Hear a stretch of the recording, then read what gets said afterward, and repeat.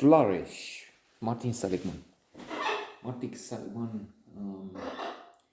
is a man who deserves a monument and our gratitude, I'd say, because he's the co-founder of positive psychology, and as a science of happiness, it can do a world of good, and it does, I'm sure, as in bibliotherapy, if we apply the rules.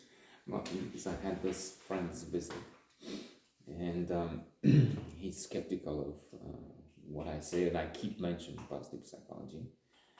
It makes sense. He has reasons. First of all, let me see the effects, as in that anecdote told by Tal Ben-Shahar, Harvard professor with the biggest number of students. His courses, positive psychology, what else? Are the most popular in the history of Harvard. 1 in 5 students attended the courses. And he says at one point, he met us something like this. I don't remember the words, but I hope it's to this effect. He meets a student, and something like, he has a colleague enrolled in the positive psychology. I'll be watching you to see if you don't seem so happy, to see if you have to be buoyant, to be effervescent, I guess. And in fact, I'm a bit or a lot grumpy, conflictual. Ask my spouse, and then it gets worse and worse. It gets to the minimum point to what a disgusting human being, which makes it ever more necessary to try and read those books, bibliotherapy, to cure this evil. And I think it worked to some extent. I mean, that was clearly a lost case some decades ago. And then I had the big chance, or the bad luck, to meet and be with the Queen of Beauty from here, Miss of the land. And at the end of this, I was, I'd say, deeply depressed, suicidal even. So, well, not for a long time. Let's not exaggerate the harm or the intensity, the sensitivity of someone who is not feeble, tender. So, trying to come back, Martin Seligman himself was quite grumpy. In fact, I think he said something like he's been negative for 50 years, and then as the miracle positive psychology coming to light, his daughter, one of his children, is 7 maybe. I think I remember he has quite a few. Comes to him in the garden, and his answer is not a happy one. Why don't you, Daddy or Grampy or something like that? What's the matter? And this is when he realized that yes, indeed, he should change. And the generous idea of positive psychology. It's a psychology looking at statistics at that point, around 2000.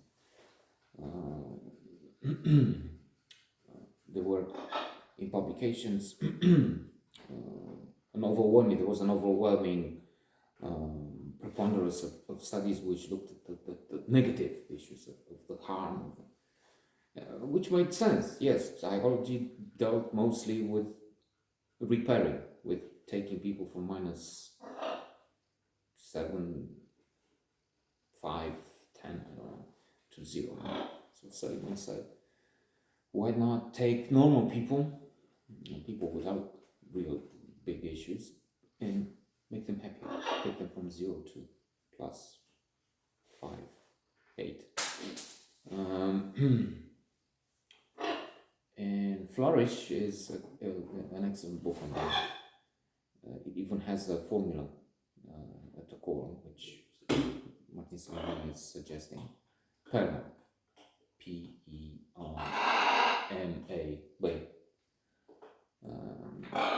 positive emotions, engagement as in flow being the classic. I mentioned a few words ago, but this the plan, if there is one, I think, is to try and come back to these books because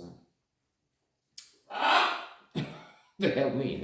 That's practically no audience out there. But then, why not? Maybe that if there's one and it helps, that should be, I don't know if enough, but good. And then there's a question of trying. One of the things is to kindness, trying to be generous, trying to be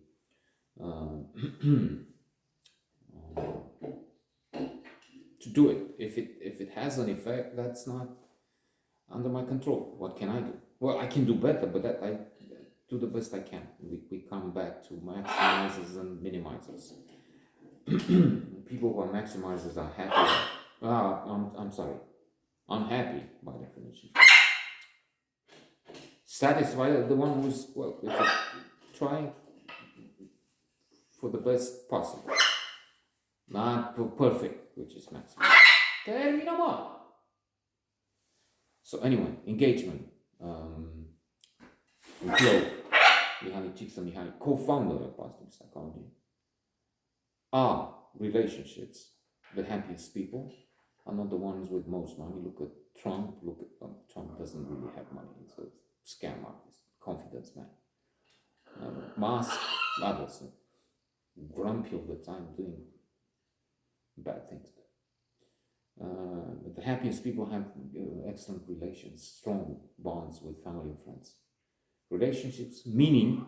We need meaning in our life. As much as possible to be involved in an activity, to have a job, which is your calling, which shows your vocation. And finally, achievement. And now the example of Oscars comes to mind because they're getting closer. They looked at statistics, and the ones who won at the Oscars lived longer than the ones who lost. So, and the same is in I think it was British civil servants. They looked, those with a better position lived longer, as in achievement has some rewards there. Maybe we'll try come back to some of these issues.